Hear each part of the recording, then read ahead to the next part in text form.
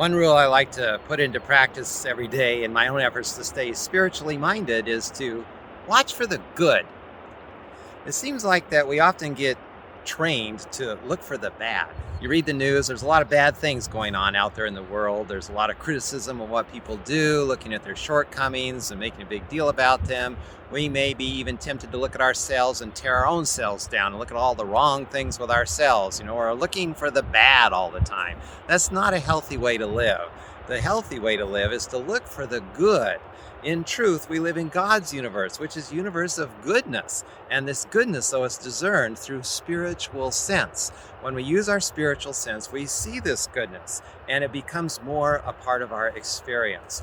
In tennis, we learn to keep our eye on the ball, right? You got to watch the ball, see where it is, so you know what to do next in order to get that ball back across the net successfully.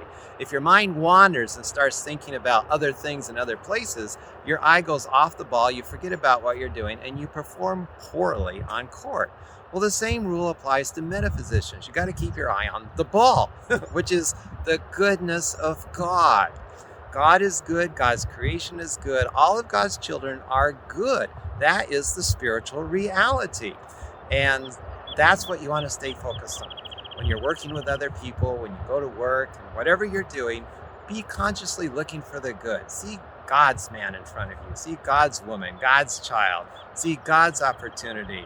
Don't get caught up in the material sense of things, which is often a very negative, dark point of view. Scrap that. Shut the door on material sense. Open up to spiritual sense and look for the good. The harder you look and the better you look, the more you'll see, because it's all around. You live in it everywhere. You're just circulating in God's goodness. The key is to look for it, and you'll see it. Watch for the good today, and I guarantee you'll have a much better experience.